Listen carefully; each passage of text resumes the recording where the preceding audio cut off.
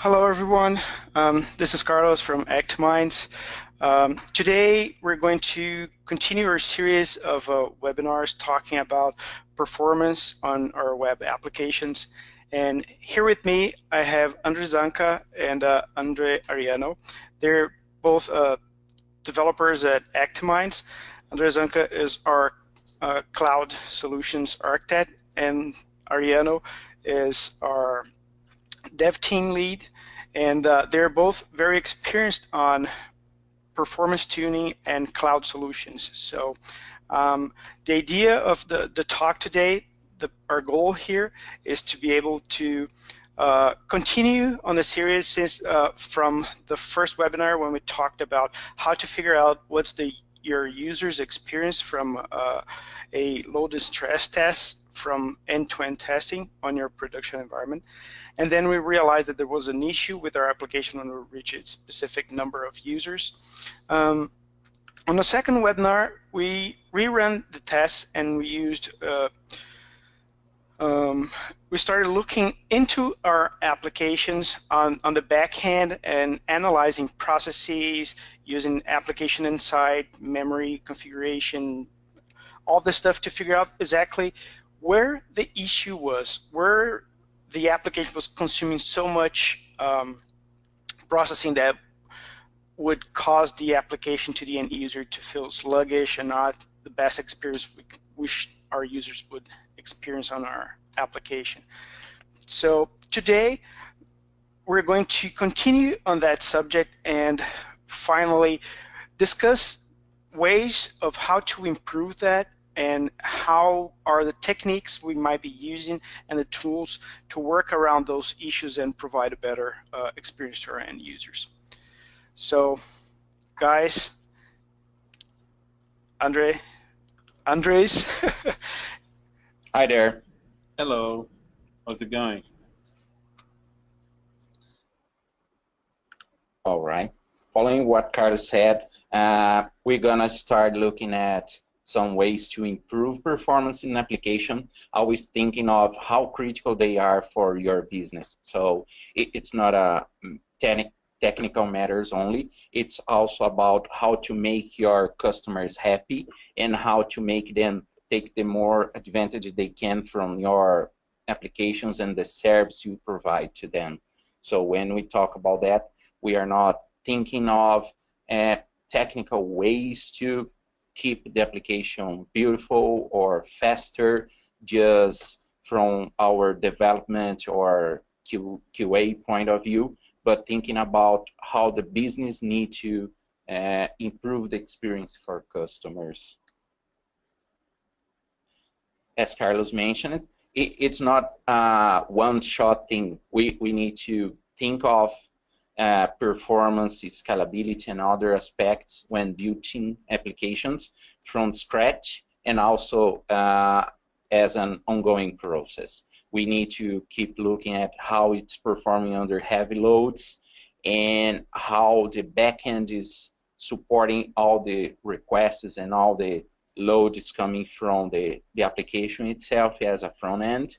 Also, this is related to how the application is built. So it's not a way to use the correct components, but also to make the good use of them, how to take advantage of tools that can improve the way and the velocity release features to your customers.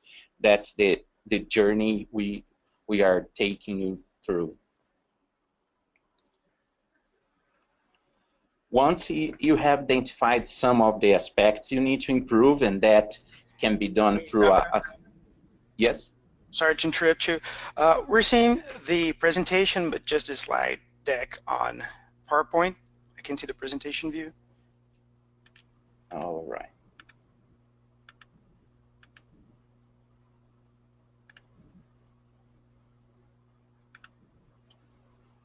Can you see it correctly now? Yes, define improvement strategy. Okay, I see it. Yeah, thank you. Okay, so once you have identified some of the bottlenecks your application have, the first thing is to classify which is the strategy you're going to follow to improve your application. We have some main pillars that we can follow and to divide some of the options we have. And it's a way to classify the improvement points. Is not a totally and only true to split this way, but we can use these points as entry points for improving application performance. We're going to detail then a little bit more following, starting with the availability point. So availability refers to how the system is performing, if it's running effectively and attending the business requirements and all the customers that are accessing the application. This is one aspect that impacts more around system errors and infrastructure issues, and also about when the system is under a malicious attack or heavy loads. All these components impact the availability of the system. And it's pretty important to keep an eye on this aspect because it's one of the most high business impact, because it may impact the SLA you are trying to accomplish when providing services to your customers. So it's really important to keep a close eye on availability of your systems. Following, Andre Ariano is going to show some of the options we have once the bottleneck was identified, some architectural aspects that can be improved or implemented to improve your availability. All right, thanks, Zanka. So one of the patterns that we can implement to smooth the application's request in a cloud environment is to use the pattern called queue-based load leveling. Many implementations face this problem when they are designed so that a task or service would invoke other services directly.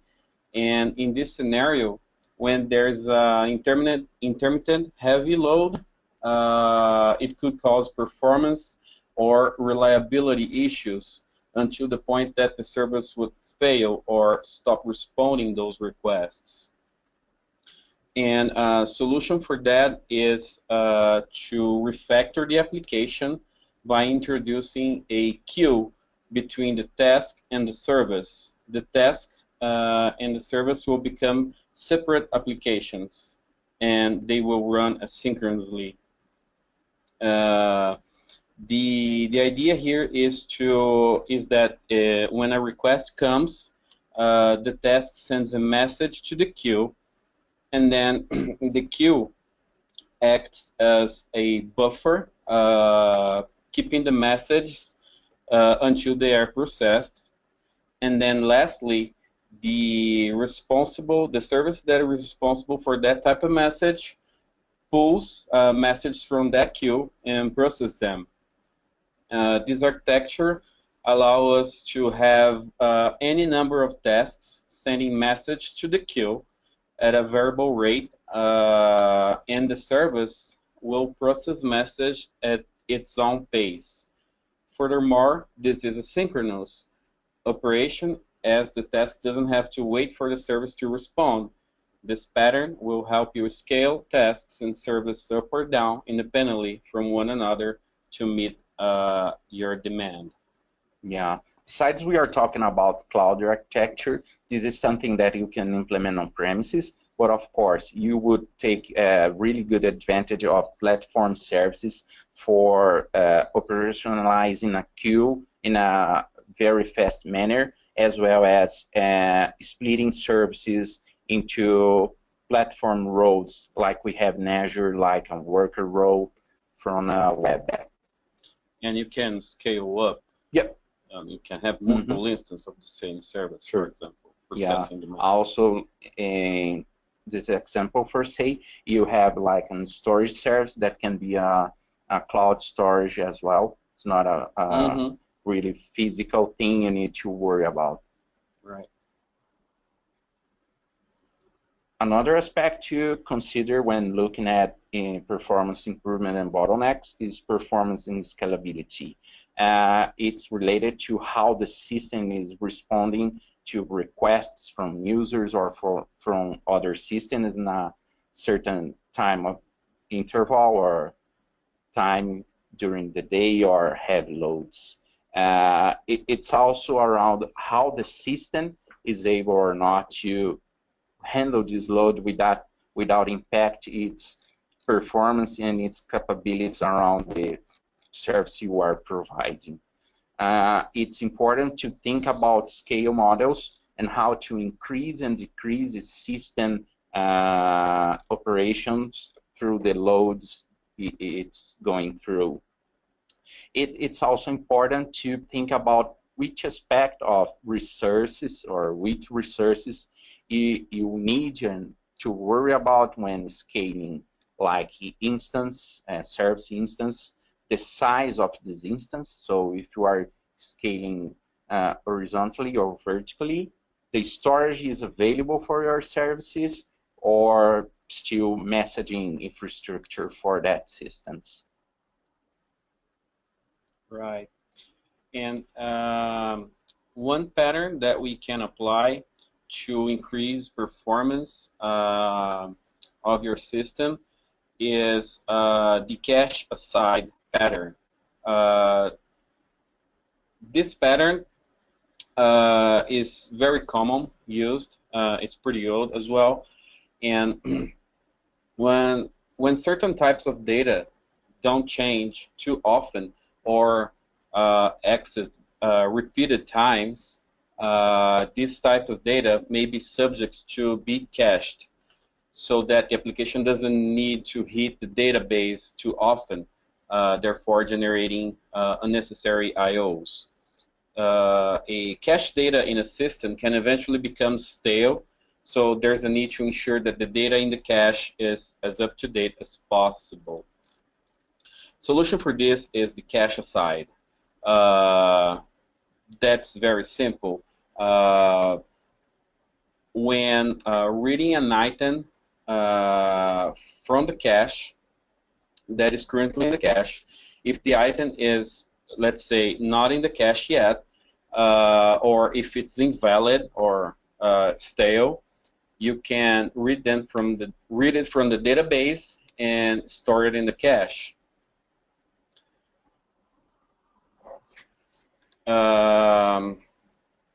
When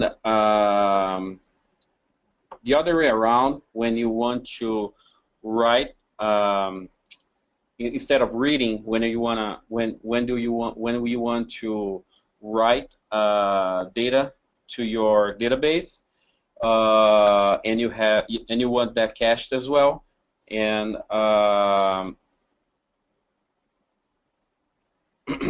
you can then invalidate that particular item in the cache, so that when this item is read next, the cache aside strategy will cause the updated data to be fetched and saved to the cache.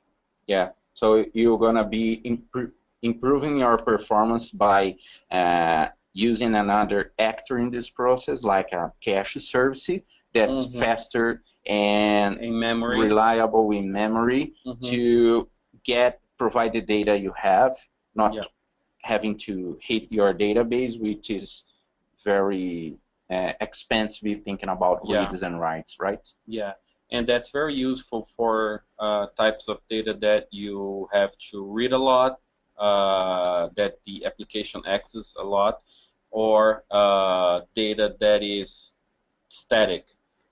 So cool. That's well, just to make a link with the other webinars, if you guys remember, the application we were testing was it would return the nth prime number. So the user would input the number. I want to know which is the 10th prime number on the list of prime numbers, right? And it would calculate, do all the calculation to figure out which is the 10th prime number. And when we're talking about 10th, 20th number, it's pretty easy. But when you ask for it to calculate like what's the 3000th number, then is where things get complicated from a CPU and processing perspective. But this is the kind of data that we know that once it's calculated, is never going to change if somebody asks for the 3000th again. So this is a good use to solve the issue with the cache aside, for example, right? Yeah, you could cache those numbers. You could use like user partitioning for, let's say, you want the user to have the experience of a calculation, but in general, yes, you could use that to make the calcs once and provide always, not invalidating the cache for forever, let's say. Right. Because those numbers wouldn't change. Yes, exactly. That's the goal. Awesome. When the application is resilient, it means it's able to gracefully handle and recover from failures. Those failures may occur during any type of issues, but they are very close to multi-tenancy things. Sometimes when you have a multi-tenant environment, they are more to have resilience problems. And when competing for resources, let's say you have a series of applications in a server that's running out of storage bandwidth, or it's missing a good state model, you're gonna struggle with resources for your application. It's pretty important to implement telemetry in your application, so you would be able to measure what's missing and what needs to be improved. But it's really important to think of resilience as a way to improve how the application handles the issues it may pass through. Right. One very useful pattern is the circuit breaker. There may be situations where faults are due to unanticipated events, and that may take longer to fix, a long time to fix those. And these faults can range in severity from a partial loss of connectivity or to complete failure of a service. The circuit breaker comes into play to act as a proxy that monitor the number of recent failures that have occurred and use this information to decide whether to allow the operation to proceed or simply return an exception immediately. The proxy can be implemented as a state machine with the following states that mimic the functionality of electrical circuit breaker. The states are it can be closed. All the requests are open, and there's a counter for recent failures, so everything is working normally. There's a state open. The request fails immediately, so all the requests are denied, and an exception is returned. And there's a state called half open. So just a limited number of requests are allowed, and if those requests are successful, it's assumed that the system is back to normal, and the circuit breaker switches back to closed. Otherwise, it will just revert to open, which is denying requests. So this pattern will mainly monitor how your system is, what's the status of your system, basically. So Yeah, it may sound simple, but it's important that the application itself is able to see if it's sufficing what the requests are being at a certain time, and also you can match these with another techniques from, let's say, platform resources like scalability. If you have reached a number of requests and is about to get closed to new requests, you can improve the number of instances that are attending to a certain services. So these patterns are examples, and they can be combined with other ones or even platform resources. Yeah, that's correct. Security, it's always a concern when building applications, and there are some aspects that are important to think of, like disclosure or loss of information, and that being done by failures in the application or by attacks, being malicious or accidental actions.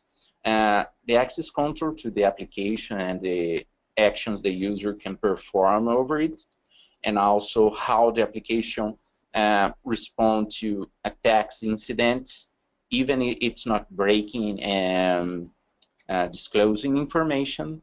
So it's quite important to not only prevent, but to handle and keep the availability of the application when under attack. Right. And gatekeeper is pretty much a firewall. The gatekeeper pattern acts like a firewall, in which it will prevent malicious users from to compromise the system, therefore gaining access to the application hosting environment and service configurations. So we can have, the solution here is to decouple the tasks and services from the public endpoints, and therefore we can validate and sanitize requests prior to reaching our internal services that run in full trust mode. Yeah. Another way to improve security in your application when think about cloud infrastructure is using a hybrid or a cloud identity. You can have like the users and all the authorization authentication mechanism in the cloud, not moving that through your on-premises environment. It's another good way, not a real pattern, but a good practice to implement security in our applications. And we can talk about that on another opportunity. Just let us know if it's important to you. You can approach that. Design. Design is not only about visual, but how consistent and robust is built the application. It's a way to keep it maintained and have an administration that's simplified from the development point of view.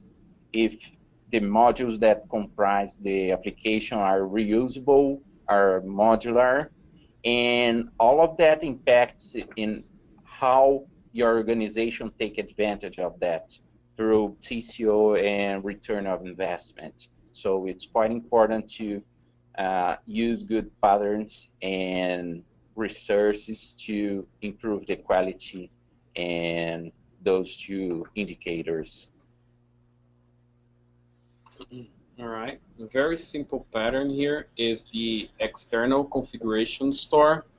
Many applications would use its own local configuration setting, and that can be challenging when you have to modify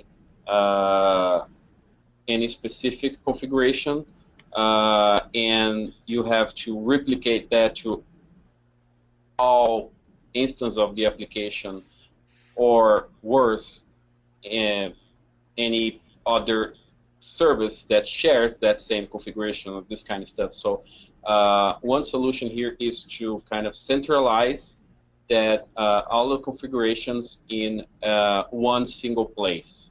And that could be a local cache, that could be a cloud storage, that could be a database, or third service, or whatever. So, but the main idea here is to just centralize your configuration so that when you have to change one specific setting, you will only change it once, and you keep consistency here. If you haven't had, if you have, if you don't have that centralized configuration, you might forget, let's say, to change one service and leave the other updated. So there will be inconsistencies here. Yeah, we've seen QA tests changing production data already. Yeah. Yeah. Oh boy. Yeah, sometimes it's very bad. But again, a simple pattern, but showing how we can take advantage of cloud resources How to. robust it is. Yeah, very and simple. As we mentioned, it keeps the consistent, the coherence, and reusable and modular. All the important stuff can be achieved through a simple pattern. So in this case, let's see a practical example. Let's say you have multiple instances of a application and they're all running, but you have this single container with the application and no specific configuration in it. So when it executes, it goes to the store and figures out whether the configuration parameters that it needs to execute that specific instance. Is that what you're saying? So you can have different configuration for multiple instances in a separate location that you can change and notify the applications that there's new things that they should be looking at and take into consideration to continue processing. Yeah, and you can implement another patterns together, like to receive notifications when that external configuration store is changed, for example. So you can even apply, enhance and further improve that approach.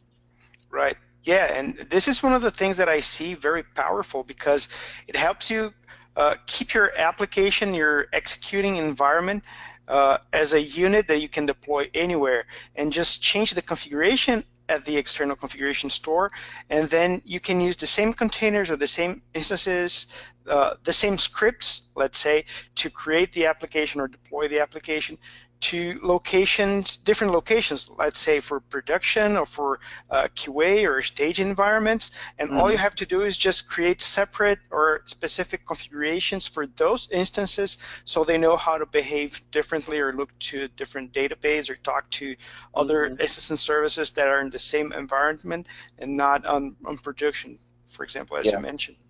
That's really cool. And even though the developer can use this technique also on their machine, so they will be testing and running the application, the same version or the same actually container that will be deployed to production, right? Excellent example. You can also you still have all the security that's built in the resources you are using. So it's not an issue, and you would be also reducing complexity in your DevOps operations.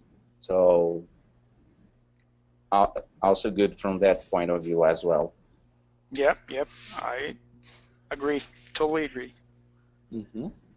Managing and monitoring your application is as important as the performance itself, because sometimes you are not seeing performance issues, but they are about to begin. So it's a good time to know if you need to scale up, scale down, or even act with your customers to not get them too angry on your service. So this is really the kind important. of the proactive approach, right? Yeah, right. And with cloud environments, you sometimes have an isolated environment. You don't have access to servers themselves, so you need to program your application systems to expose what you need to manage That's the telemetry we've been talking about. And it's also important to orchestrate and maintain the application, even if you are under heavy load or need to apply patches or release new versions or features. It's important to do so with minimum impact to the user. Carlos, could you put up the poll about how the users Sure. from this session are handling telemetry? Yeah, so there should be seeing a poll where we're just wanted to learn a little bit if how you guys manage telemetry, and there are a couple options. Do you actually have custom tools running on premises to help you measure your application? Would you probably be using something cloud-based if your deployment is on the cloud, or any external services that will perform this monitoring for you and let you know when something goes wrong, or actually maybe not using anything at all for telemetry?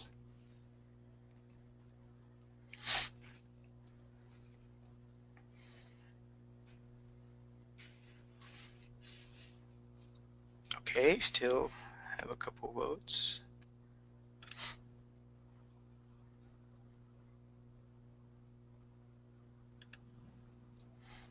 I get a couple on premises. Yeah, a couple SaaS tools, and some not using too. Oh, no. Yeah, it's the big no-no. There's one more missing.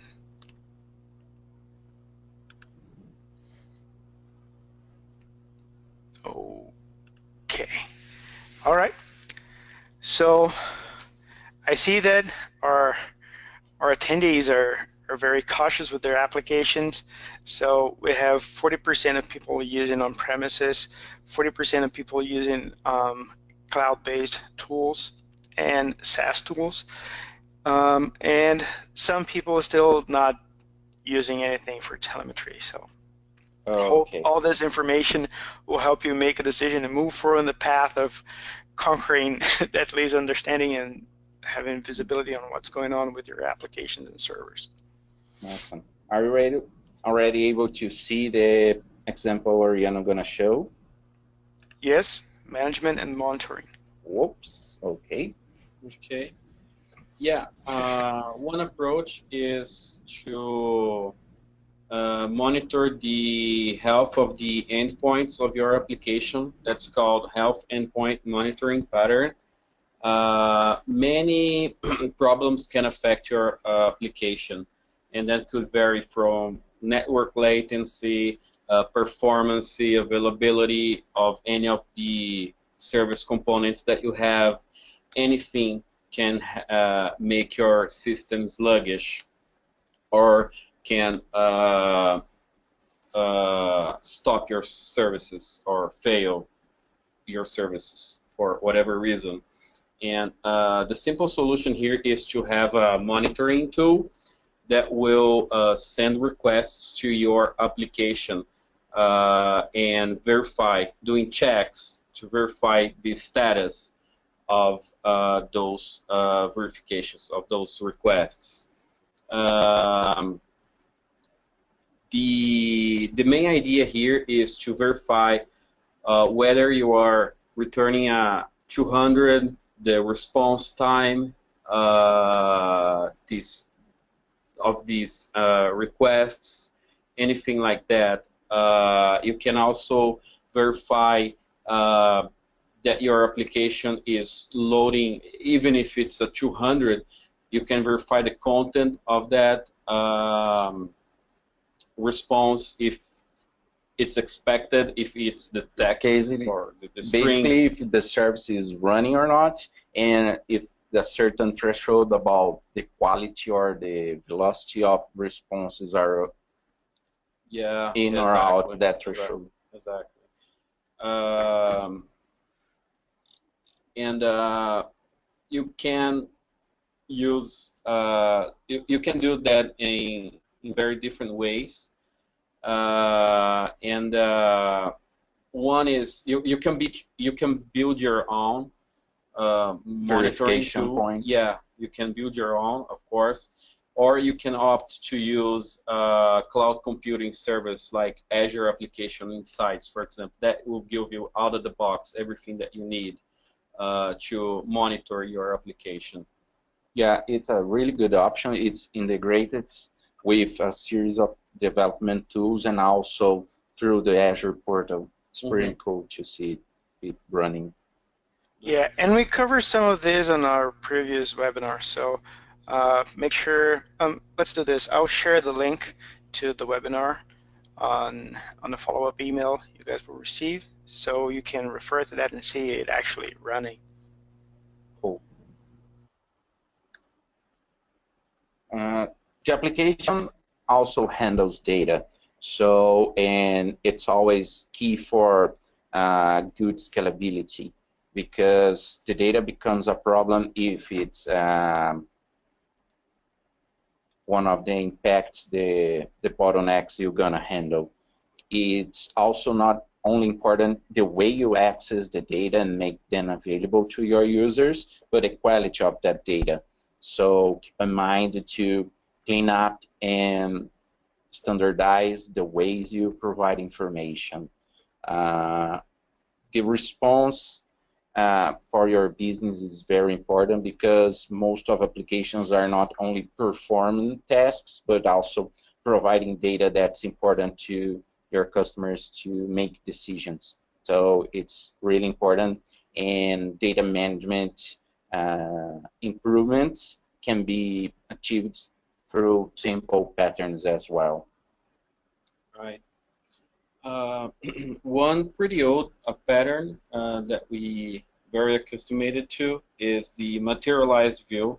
A lot of databases offer that to us, like SQL Server, for example, and normalized data store are very suitable for data integrity, but they are very inefficient when it comes to gathering data and joining all the data that you have so that you can, let's say, show a report on the screen to the user, for example, even for SQL Server.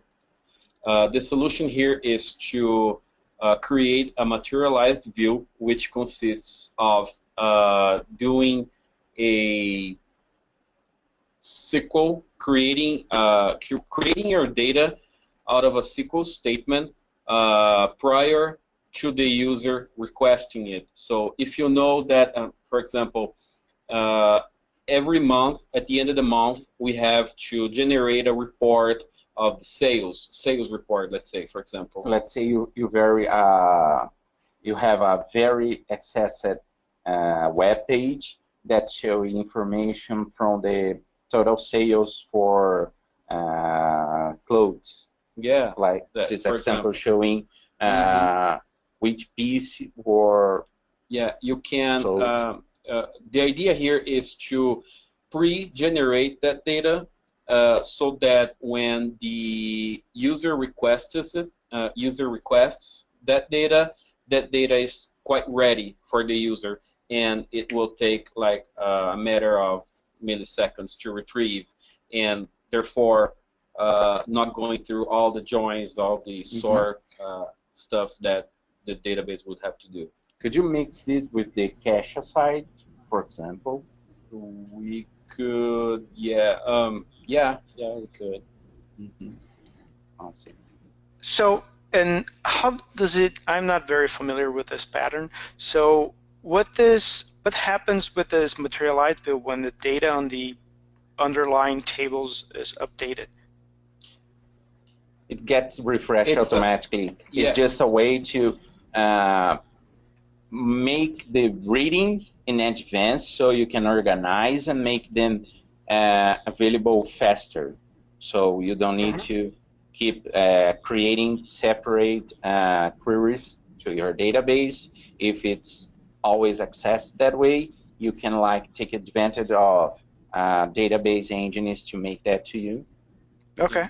main idea here is to, instead of running a very long SQL statement with a lot of table joins and a lot of filters and order bys, you just run it against a materialized view that was previously generated. So a materialized view can be completely disposable and can be rebuilt from the data store whenever you want. Right. And then it costs only the processing power of the first time you're running the view, right?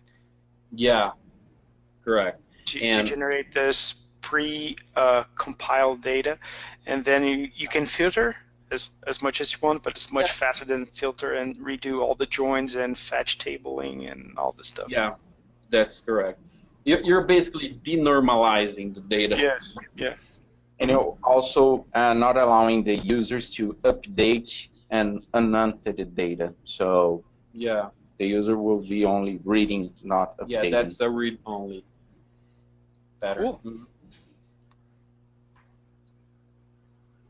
Another aspect we need to be aware of is messaging. It's how our application and its modules talk to each other. Naturally, cloud architecture tends to be distributed because we have most of what we have in the cloud as platform services. So it's naturally distributed.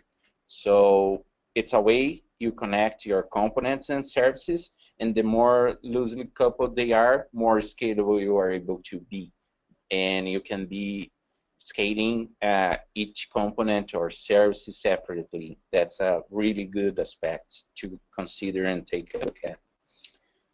But it also brings some challenge. You need to be aware of or implement ways to order your messages and the way you handle them to manage those messages, because sometimes you need to know what's going through, who is reading, who is writing, and how that pipe is moving on, and if you are able to identify or not what can be improved.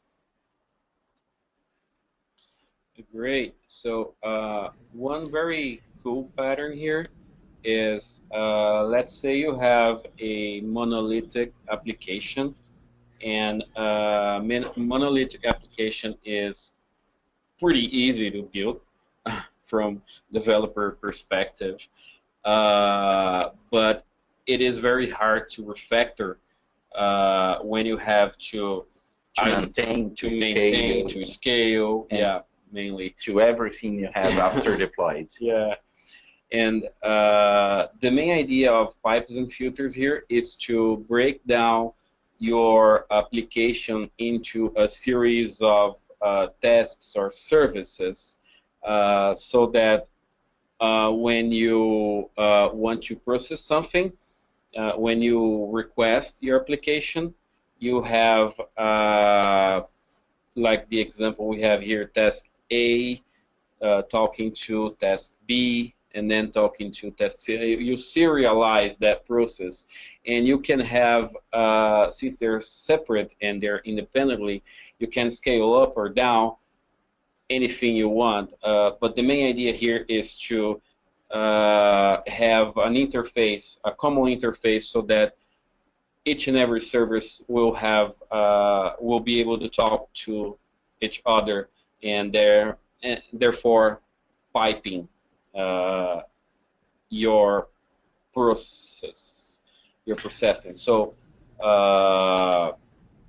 that is, yeah. So you can. what you're doing is pretty much breaking the dependency between different services. You're just adding a new link to each other, which is the pipe or the message themselves. Is just throw messages on the pipe and receive messages and process them, and possibly throw other messages, and you have services that do not depend on each other. You can replace the other service, you can put that in maintains, you can just hold up a little bit on the messaging queue while you do maintenance one of the services. It is not going to affect the processing or the execution of the other services. Yeah, the implementation can be a queue can be an enterprise service bus. You can have like using an ESB, you can have specialized queues using topics, different topics, and have logic in that layer to separate and prioritize or apply any business logic you want in your pipe and filtering. So, and you can reuse, in this example for say, you can like see task A being used in different pipes or different topics queues. And you can see here components reused in different pipelines. So as soon as you refactor your module out of your monolithic application, you will be able to reuse that particular piece of service anywhere you want. So that can be reused. So much more modular. And we're really talking about microservices here, right? Yeah, I was about to say that this drives your application to the concept of having specialized services that do not depend on other things to run. They just get notified of something and process it, or look for a resource, process it, and returns the results, and just have them all orchestrated by this configuration of notification hubs and pipes and filters. It's pretty cool. Yeah. As we are heading to the end, we'd like to present another poll to you guys to see which aspect you should and want to know a little more, and we can provide further information on it. Carlos, can you put that up?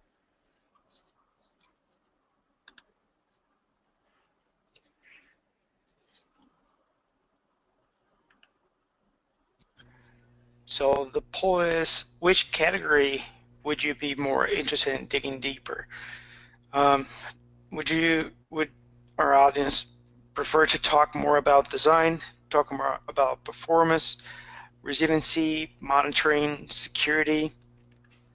These are some of the topics that we could spend some more time looking at or discussing, how the better ways or services that we could be using from a cloud perspective to improve in our application.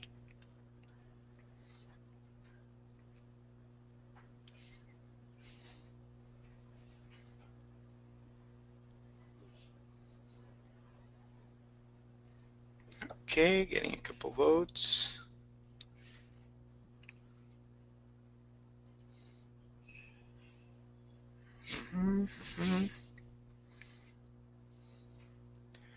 All right. 5 more seconds, guys. And for this webinar, as we've done for the others, the first 10 registrants will be eligible for a free application performance assessment. We would be following up in the follow-up mail after the end of the webinar with you guys. Thank you and good luck with that. Okay, so the poll's closed and we have a winner here, and 65% of our attendees want to talk about resiliency. Cool. All right. Is there any question we need to handle now, Carlos? No, I don't see any questions yet, but that will be a good moment for them to be asked. Yeah, those patterns were just examples. We are plenty of them. We can apply and mix and match for different approaches once the bottlenecks are identified. Just let us know your particular case, and we would be glad to help you guys better understand and improve them. So, Ariano? Thank you very much for attending.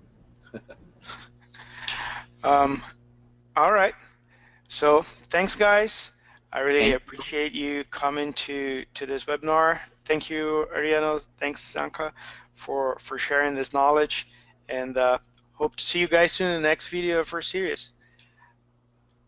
Bye-bye. Bye-bye. Bye-bye.